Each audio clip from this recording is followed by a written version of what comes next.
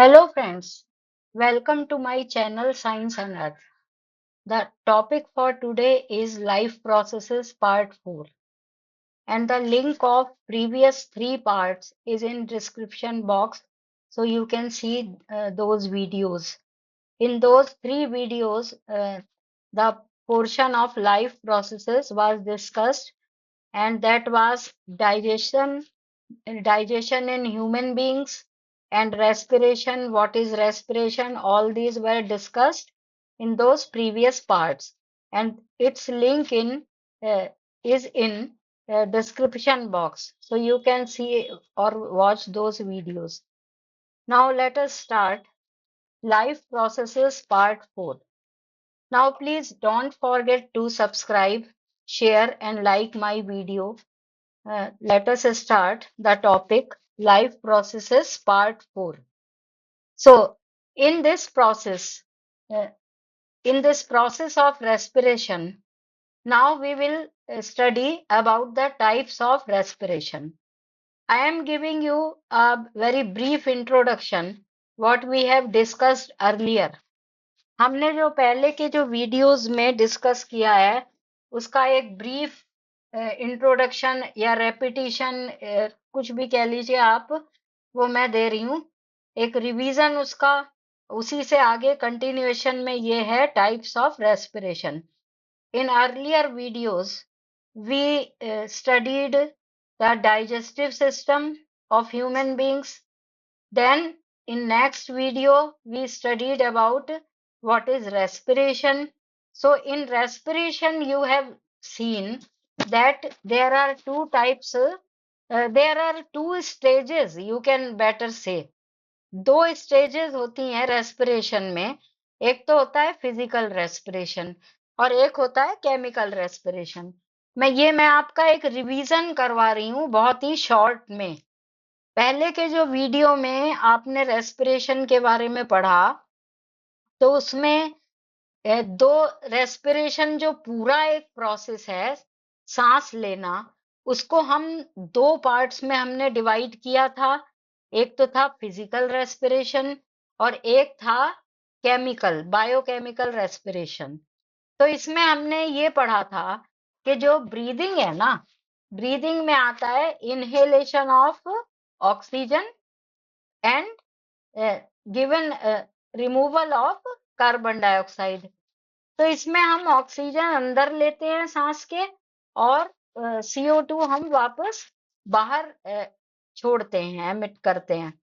तो ये तो हो गया ब्रीदिंग सिंपल, इसको हम कह सकते हैं फिजिकल रेस्पिरेशन.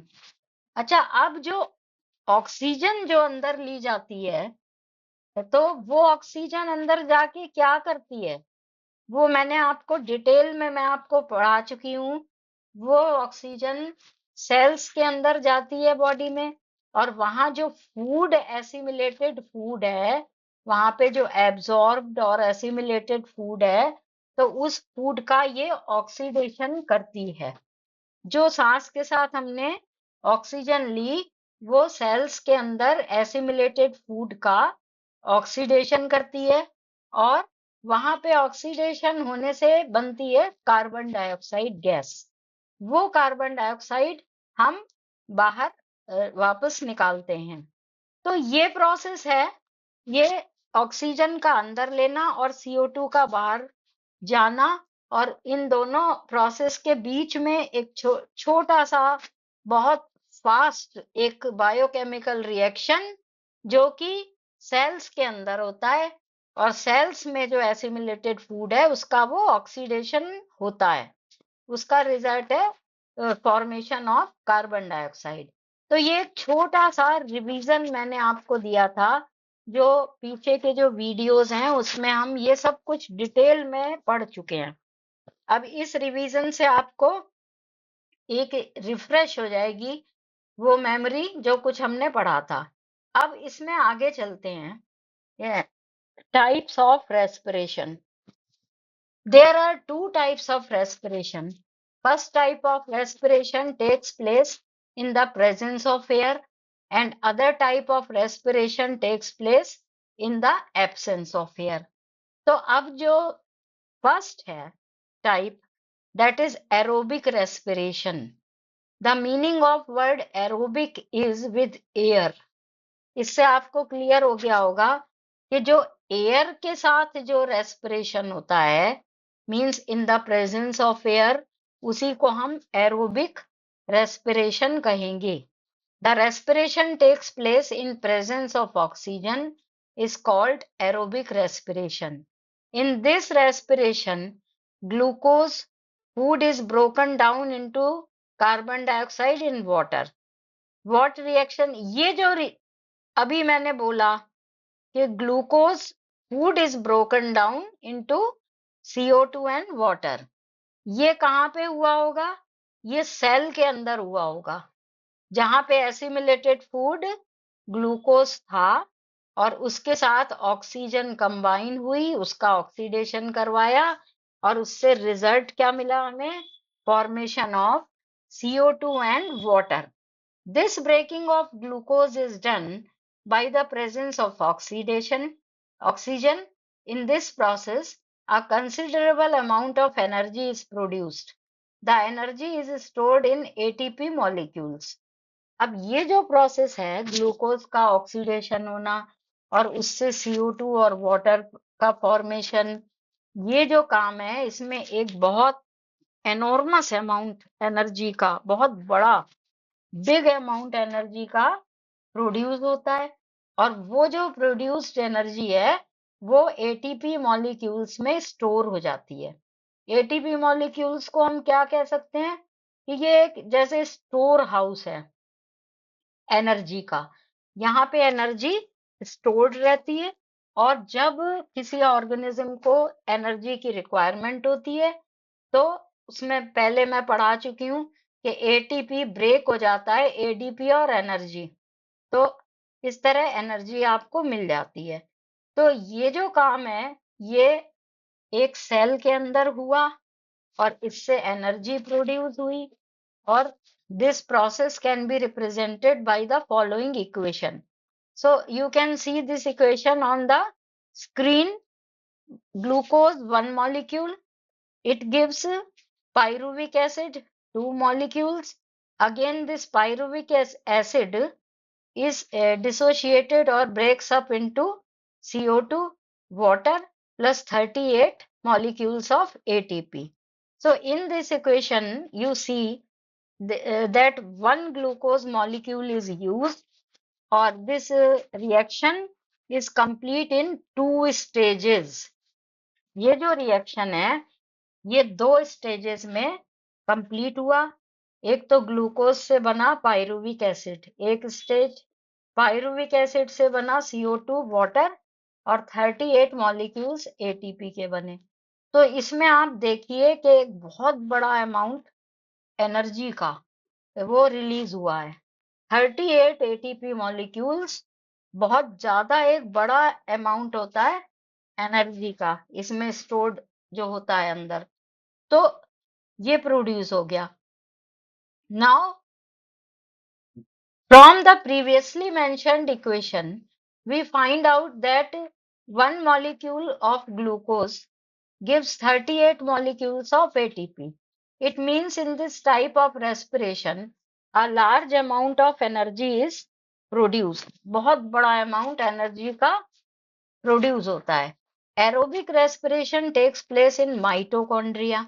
ये पीछे के जो वीडियोस हैं मेरे, जिनका लिंक है डिस्क्रिप्शन बॉक्स में, उसमें पूरा डिटेल में डिस्कस हुआ है कि माइटोकॉन्ड्रिया में ऑक्सीडेशन होता है. ये सब कुछ उसमें हम पढ़ चुके हैं.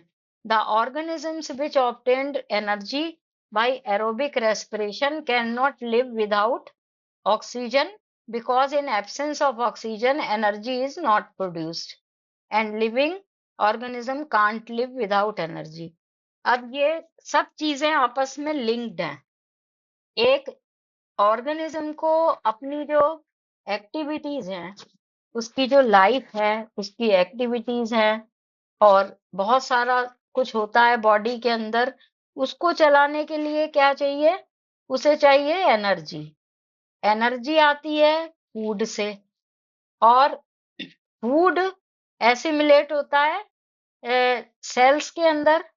तो वो जो सेल्स के अंदर जो ऑक्सीडेशन अभी हमने देखा पीछे इक्वेशन में, तो उसमें जो ऑक्सीडेशन हुआ उससे एनर्जी रिलीज हुई। अब जिन ऑर्गेनिज्म के अंदर ये एरोबिक रेस्पिरेशन हो रहा होगा ना, मतलब उनके अंदर एक प्रोसेस एरोबिक रेस्पिरेशन का ही मिलेगा कि जब उन्हें ऑक्सीजन मिलेगी तभी एरोबिक रेस्पिरेशन होगा। तो इसको हम बड़े इजीली समझ सकते हैं कि अगर ऑक्सीजन नहीं मिली, ये नहीं हुआ रेस्पिरेशन, वो एनर्जी रिलीज नहीं हुई, एनर्जी रिलीज नहीं हुई तो उसकी एक्टिविटीज खत्म ऑर्गेनिज्म की, और ऑर्गेनिज्म की जो लाइफ है वो एक डेंजर के अंदर आ जाती है, खत्म हो जाएगी वो एक टाइम पे। तो ऑर्गेनिज्म को चाहिए एनर्जी, एनर्जी मिलती है ऑक्सीडेशन ऑफ फूड, जो कि सेल के अंदर होता है रेस्पिरेशन के प्रोसेस में। और कैसे होता है? जब ऑक्सीजन मिलेगी। तो ऑक्सीजन नहीं मिली, ऑक्सीडेशन नहीं हुआ, एनर्जी नहीं मिली, और जो लिविंग ऑर्गेनिज्म है that comes to its end point, खत्म। तो इसलिए ये एक पूरा एक कंटिन्यूएशन में ये एक प्रोसेस है पूरा। अब ये तो आपने पढ़ा कि एक ऐसा रेस्पिरेशन है जो कि ऑक्सीजन के प्रेजेंस में होता है। अब anaerobic respiration, this is the another type of respiration. Anaerobic means without air. Anaerobic means without air. So the type of respiration so that takes place without air, that is called as anaerobic respiration. This type of respiration takes place without air. There are certain microscopic organisms like bacteria and yeast. They perform this type of respiration. अब ये कुछ micro organisms हैं, bacteria है, east है, इनके अंदर ये special type का एक रेस्पिरेशन होता है, that is called as anaerobic respiration. In anaerobic respiration the glucose is broken down into ethanol and CO2 and the energy is released. अब इसकी इक्वेशन आप नीचे लिखी हुई है उसको देखें स्क्रीन पे। जो एरोबिक रेस्पिरेशन की इक्वेशन थी उसमें और इसमें क्या डिफरेंस है? फर्स्ट स्टेज तक तो इक्वेशन रिएक्शन सेम है। ग्लूकोज, इसका एक मॉलिक्यूल ने दिया पाइरुविक एसिड, ये उसमें भी था एरोबिक रेस्पिरेशन में भी। उसके बाद फिर दोनों इक्वेशंस में प्रोडक्ट अलग हो गए। वो एरोबिक रेस्पिरेशन में क्या था? उसमें CO2 वाटर और ATP मॉलिक्यूल्स बने थे 38, और इसमें एथेनॉल बना, CO2 बना, और सिर्फ दो 2 ATP मॉलिक्यूल्स, बहुत कम एनर्जी रिलीज हुई। तो ये एनेरोबिक रेस्पिरेशन की इक्वेशन है, ये रिएक्शन जो उसमें होता है। The glucose is broken down into ethanol and CO2 and the energy released. This energy is used up by the organism. वो तो यूज हो जाएगी, लेकिन अब आप दोनों एनर्जीज को अगर कंपेयर करें, जो ऑक्सीजन की प्रेजेंस में जो रेस्पिरेशन हुआ था जिसे एरोबिक रेस्पिरेशन हमने कहा था, तो एक उसमें एनर्जी थी 38 ATP मॉलिक्यूल्स, और इसमें है 2 ATP मॉलिक्यूल्स ओनली। मतलब जो एरोबिक रेस्पिरेशन होता है तो वो उसके अंदर जो एनर्जी है वो बहुत ज्यादा प्रोड्यूस होती है। Now in anaerobic respiration, one molecule of glucose produces only 2 molecules of ATP.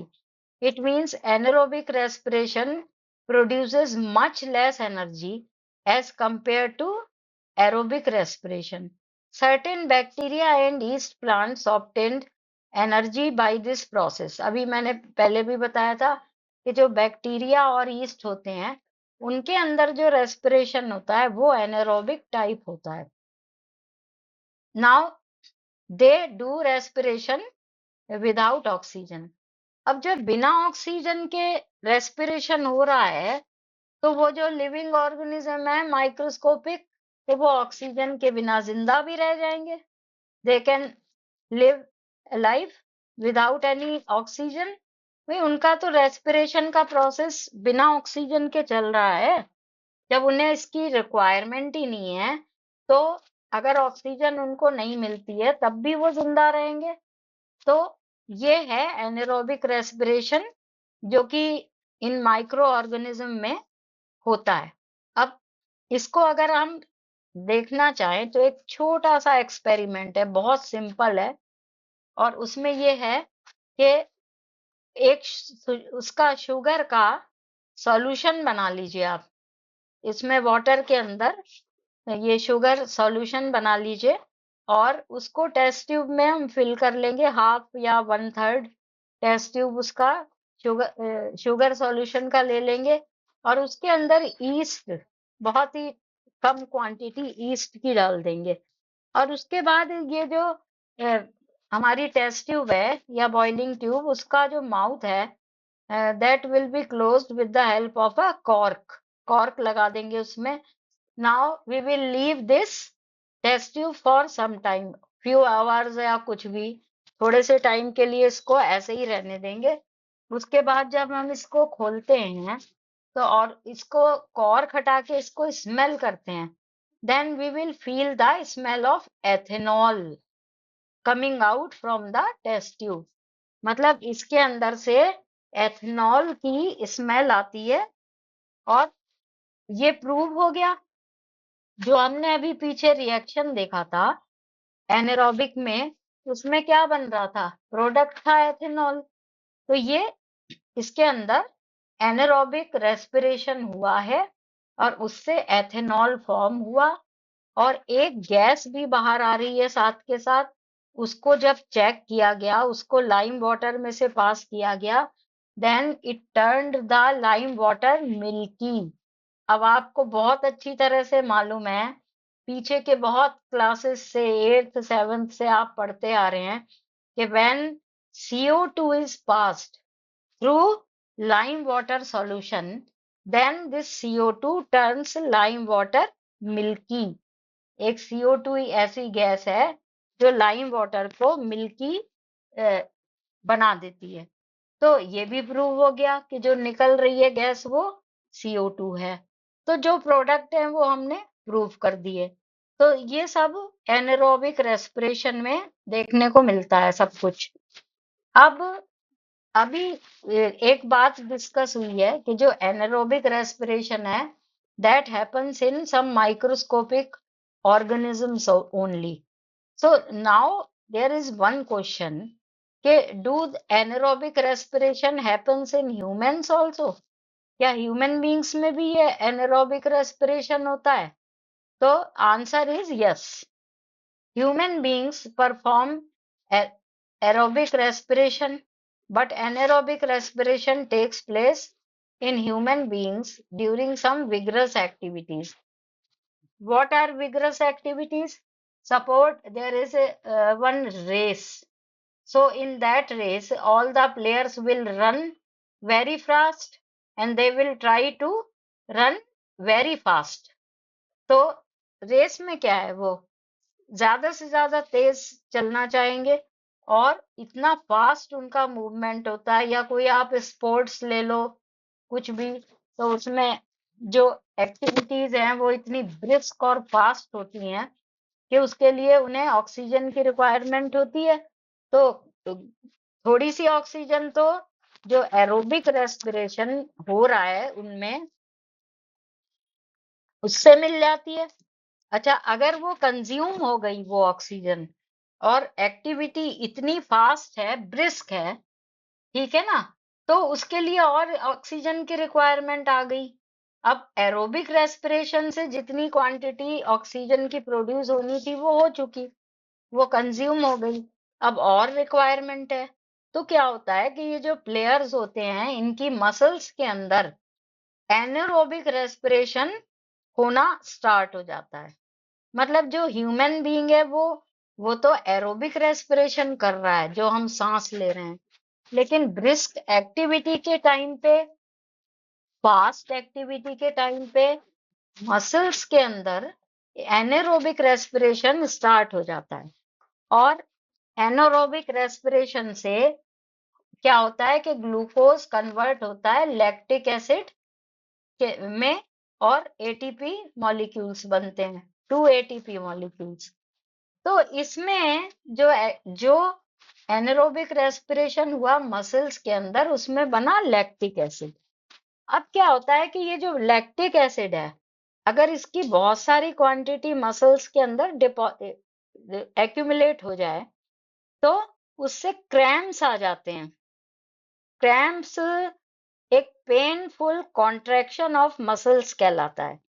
मतलब मसल्स ऐसे कॉन्ट्रैक्ट होती हैं कि उसके साथ पेन भी चलता है। So cramps are the painful contraction of muscles. So when lactic acid is accumulated in the muscles, then these cramps start, and cramps are the painful contraction of muscles. When we require huge energy during vigorous physical activities, then anaerobic respiration in muscles gives some extra energy which is needed for heavy physical activity. कुछ जो energy है वो आई aerobic respiration से, जो हम सांस ले रहे हैं वो काम पूरी नहीं हुई, that is not sufficient because we are doing heavy physical activity. So in the muscles of these players or that person, the anaerobic respiration starts, and in this lactic acid is produced. So lactic acid gives painful cramps. We can get relief from cramps of the muscles by taking massage or hot water bath. अब इसमें cramps को heat करने के लिए हम या तो massage करें, वहां पे मसाज से हीट प्रोड्यूस होती है, या फिर हॉट वाटर बाथ इसका रेमेडी है, इसकी ट्रीटमेंट है, तो वो हम कर सकते हैं। और दोनों चीजों में जब हीट मिलती है मसल्स को तो उनका ब्लड सर्कुलेशन इंक्रीज होता है, और उससे क्या है कि मसल्स को ऑक्सीजन मिलनी और ज्यादा स्टार्ट हो जाती है। तो ये एक छोटा सा एनारोबिक रेस्पिरेशन ह्यूमन बींग्स के अंदर भी मिलता है कभी कभी during brisk activities. Now we will study the difference between aerobic and anaerobic respiration. First is complete breakdown of food happens. Aerobic में जो फूड है उसका कंप्लीट ब्रेकडाउन होता है, और इसमें पार्शियल ब्रेकडाउन होता है फूड का। Now in aerobic respiration considerable amount of energy is produced. आपने देखा 38 एटीपी मॉलिक्यूल्स। अच्छा, एनारोबिक रेस्पिरेशन में बहुत कम एनर्जी प्रोड्यूस होती है, only 2 ATP molecules. So you have seen it with proof. आपने प्रूफ के साथ इसको इक्वेशन सब कुछ देख लिया। The end product are carbon dioxide and water in aerobic respiration. But in anaerobic respiration, the end products are ethanol, carbon dioxide, and ethanol, and ATP. So this is the difference. Now, aerobic respiration, it takes place in the presence of oxygen. But anaerobic respiration, it takes place in the absence of oxygen. So this is all about the difference between aerobic and anaerobic respiration. So in this video, this is all. Now we will continue the same topic in my next videos. ये जो topic है life activities वाला, इसमें बहुत lengthy है, ये लंबा, तो इसको बहुत सारे वीडियोस में हमने डिवाइड करा है। अब इसमें नेक्स्ट वीडियो में हम स्टडी करेंगे जो प्लांट्स में रेस्पिरेशन होता है। Plants also respire. So in the next video we will study about the respiration in plants. So don't forget to see the next video, and the link of previous 3-4 videos is given in description box. All these are interconnected, because all these are the activities that are performed by living organisms. ये सारी activities continuation में चलेंगी, और इनको पीछे के videos को आप देख सकते हैं, और इन वीडियोस को आप सब्सक्राइब करें। उससे ये बेनिफिट है कि जो भी मेरा न्यू वीडियो है, I am giving 3 videos per week, Monday, Wednesday, and Friday at 6 p.m. in the evening. So I am giving 3 videos. So you will get all if you subscribe my videos, this channel. So thank you very much.